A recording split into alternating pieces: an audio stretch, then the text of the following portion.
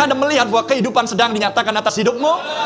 Ketika kekeringan terus melanda, padang gurun, amin. Tapi tiba waktunya hujan dinyatakan membasahi tanah, dan semua kehidupan yang di dalam tanah mulai bertunas, mulai bermunculan lagi untuk memanifestasikan jenis mereka masing-masing.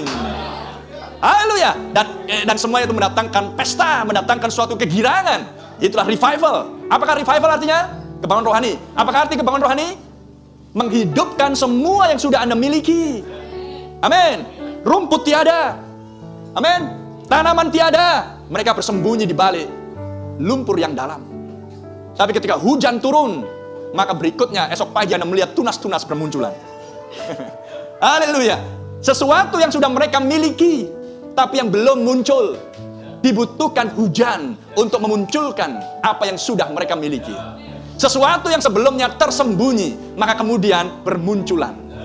Amin. Sehingga kemudian Anda melihat, loh, dari mana datangnya bunga mawar? Loh, dari mana datangnya bunga bakung? Dari mana datangnya bunga ini? Selama ini nggak kelihatan ya? Ya, karena mereka tersembunyi di balik tanah tersebut. Tidakkah Anda tersembunyi di balik tanah lihat Anda? Tapi ketika hujan dinyatakan pada Anda, ketujuh guru datang pada Anda secara pribadi, maka Anda mulai dimunculkan sesuatu yang datang dari dalam, yang adalah sifat ilahi. Amen. Iman, tambahkan pada imanmu kebajikan, tambahkan pada imanmu pengetahuan, dan seterusnya kesabaran, penguasaan diri. Amin. Itulah hal-hal yang sudah ada di dalam dirimu. Haleluya. Tapi jika Anda menemukan sesuatu, benih itu tidak menghasilkan apa-apa selain rumput dan ilalang, ya memang kehidupan dialah ilalang dan rumput dari sejak mulanya. Tapi kalau kehidupan itu adalah benih sesawi, wow, haleluya, maka Anda akan lihat, wow, menjadi 3 meter tingginya. Cabang dan carangnya mengembang kemana-mana, menudungi dan memberikan kerindangan bagi tetangga-tetangga di kanan kirinya. Renungkan semuanya itu. Menjadi kegirangan bagi yang lain, menjadi kegirangan bagi burung-burung. Amin. Begitulah pohonnya Tuhan, melalui iman yang kecil yang sederhana. Iman yang kecil yang sederhana. Percaya dan melakukan perkara yang kecil. Amin. Hal yang sama dengan hisop. Oleskan darah itu di atas palang pintu dengan hisop. Hisop adalah rumput yang banyak bertumbuh di sekitar rumah orang-orang di Palestina, di Timur Tengah. Bukan rumput yang sukar untuk ditemukan, tapi rumput-rumput yang biasa muncul di berbagai tempat di sekitar rumah mereka. Maka diambillah, dikumpulkan rumput-rumput tersebut, itu yang dipakai untuk mengoleskan darah ke atas palang pintu rumah orang-orang Israel. Sesuatu yang mudah didapatkan, sesuatu yang memang sudah ada di sekeliling mereka. Paham? Hal yang sama dengan Anda dan saya di dalam sebuah revival. Haleluya. Biarkan hujan turun Tuhan, mendatangkan revival.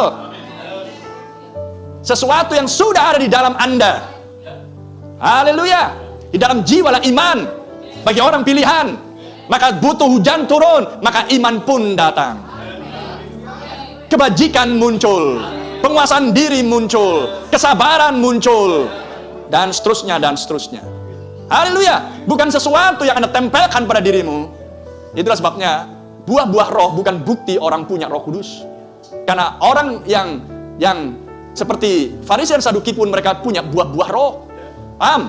Tetapi yang tidak mereka miliki adalah iman, kebajikan, kesabaran, penguasaan diri, kebaikan saudara-saudara, dan ditutup dengan kasih batu utama tersebut. Haleluya. Terpuji nama Tuhan. Sekalipun mereka mungkin hanya memiliki sedikit demi sedikit, sekian persen, tapi tidak memiliki full seperti orang pilihan. Oh, dia baik sama saudara-saudara? Iya, sama saudaranya sendiri. Sama saudara yang lain yang tidak sebapak, tidak seibu, mikir-mikir. Paham? Sedangkan kebaikan akan saudara-saudara adalah Anda berbuat baik kepada saudara dan saudarimu, bahkan yang tidak satu bapak, satu ibu. Orang lain sebenarnya. Tapi Anda bisa berbuat baik untuk mereka. Melakukan yang terbaik untuk mereka. Mempengaruhi mereka untuk dibawa kepada Kristus. Itulah hujan yang membasahi Anda. Membawa Anda untuk menaiki anak tangga yang satu ke anak tangga yang berikutnya, dan Anda menjadi matang di dalamnya. Anda matang di dalam kesabaran, Anda matang dalam penguasaan diri, Anda matang di dalam kebaikan, Anda matang di dalam pengetahuan, dan seterusnya, dan seterusnya. Bisa nangkap? Bukan matang kebajikan, tapi nggak matang penguasaan diri, nggak matang ini, nggak bisa seperti itu. Anda sedang menaiki anak tangga demi anak tangga. Itulah sifat ilahi yang ada di dalam dirimu sebelum dasar dunia ada. Karena dikatakan di Petrus dikatakan, jikalau kamu mengambil bagian di dalam kodrat ilahi, bahasa Inggrisnya adalah sifat ilahi. Bagaimana Anda bisa mengambil bagian dalam sifat ilahi kalau Anda dari awal mulanya tidak bersama-sama dengan Dia? Misteri dirimu adalah Anda berasal dari buah pinggang Bapa. Kalau saya seorang ayah, Faith, Enoch, dan Sarah sudah bersama dengan saya di buah pinggang saya. Paham? Tapi apakah buah pinggang Bapa? Bapa lah roh adanya, nggak punya tubuh seperti Anda dan saya. Buah pinggang Bapa lah pikirannya. Amin. Itulah pikiran Elohim. Dan di dalam pikiran Elohim adalah atribut gen. Dan Anda dan saya lah atribut atau gen. Anda berasal dari buah pinggang Bapa. Sehingga ketika Petrus mengatakan kamu harus mengambil bagian di dalam sifat ilahi, itulah karena Anda memang sudah bagian Dia dari sejak semula. Haleluya. Yang bisa mewarisi kekayaan Bapa adalah anak. Amin. Bukan anak adopsi, bukan anak angkat, tapi anak yang datang dari buah pinggang Bapa. Mulialah nama Tuhan.